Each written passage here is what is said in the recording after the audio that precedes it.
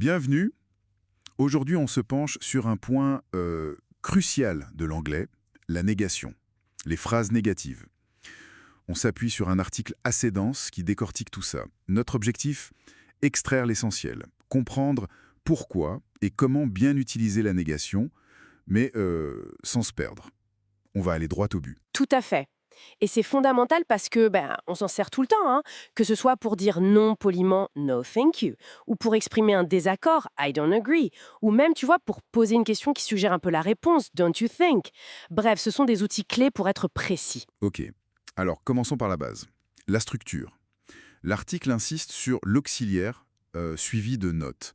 C'est ça le mécanisme principal. Oui, c'est ça pour la majorité des verbes. Au présent simple, par exemple, tu prends ton verbe, tu ajoutes do ou does, Mhm. et puis not.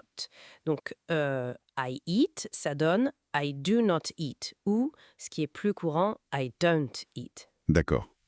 Et pareil au passé avec did, j'imagine. Exactement. Did not ou didn't. Mais il y a l'exception be, le verbe être. Lui, il fonctionne différemment, c'est ça? Ah oui, toujours. Avec be, c'est plus direct. Pas besoin d'un autre auxiliaire. On met juste not après le verbe conjugué. She is happy devient she is not happy. Ou she isn't happy. Voilà. Ou she isn't. Et au passé, they were not late, they weren't late. C'est simple, mais bon, faut s'en rappeler. L'article donne pas mal d'exemples pratiques. On pourrait en prendre quelques-uns pour illustrer. Par exemple, pour dire qu'on ne comprend pas, ce qui arrive souvent. Bah oui, le classique I don't understand, super utile. Ou alors, pour indiquer une incapacité, on utilise les modos. Par exemple, they can't come to the party. Ah oui, can't, la contraction. Ça veut dire qu'ils ne peuvent pas venir. C'est ça, cannot. Et pour nier une action passée, abécher, quelque chose qui n'a pas eu lieu. Alors là, c'est le didn't qui entre en jeu. Exactement. He didn't call me. Il ne m'a pas appelé. Très clair. L'article mentionne aussi des formes comme I have never been to London. Avec never, pour dire jamais. Oui, ça marque une absence totale d'expérience. Ou encore quand on utilise des mots comme nobody, personne. Nobody knows the answer. Ça rend toute la phrase négative directement. Ok, abordons maintenant un point sensible. Les erreurs courantes, celles qu'on fait tous un peu au début, non? Oui, et l'une des plus fréquentes, c'est vraiment d'oublier l'auxiliaire do did.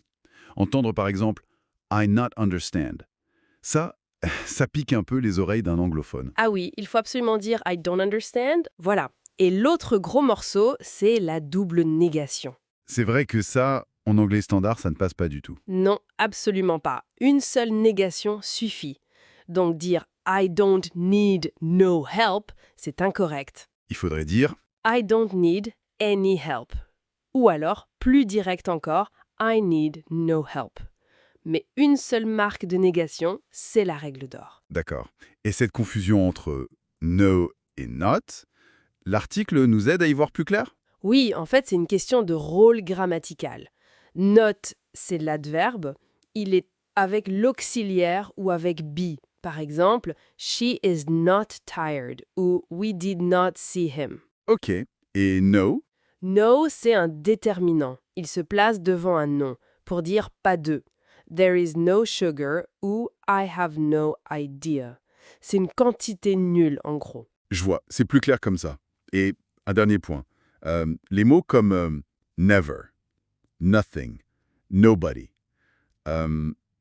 Ces mots sont déjà négatifs en eux-mêmes. Ils contiennent l'idée de négation. Du coup, ils remplacent not et l'auxiliaire négatif. Faut surtout pas rajouter une autre négation. Ah d'accord. Donc on dit nobody came. Oui, personne n'est venu. Et surtout pas nobody didn't come. Ça serait une double négation. Le mot nobody suffit. Bon, alors, si on devait résumer tout ça, pour maîtriser la négation en anglais, finalement, ça repose sur quoi? Bien gérer les auxiliaires, C'est ça. placer note au bon endroit Mhm. et savoir utiliser ces mots spécifiques comme never, no, nobody. C'est tout à fait ça. Et comprendre ça, ce n'est pas juste pour éviter les erreurs, hein. C'est surtout pour pouvoir s'exprimer plus finement. Exprimer un refus, un désaccord, décrire un fait négatif de manière juste.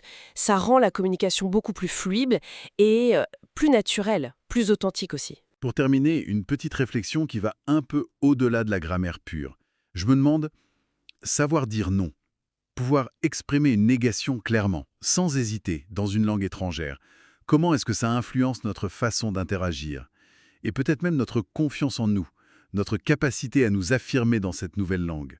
Voilà, c'est une question intéressante à laisser mûrir.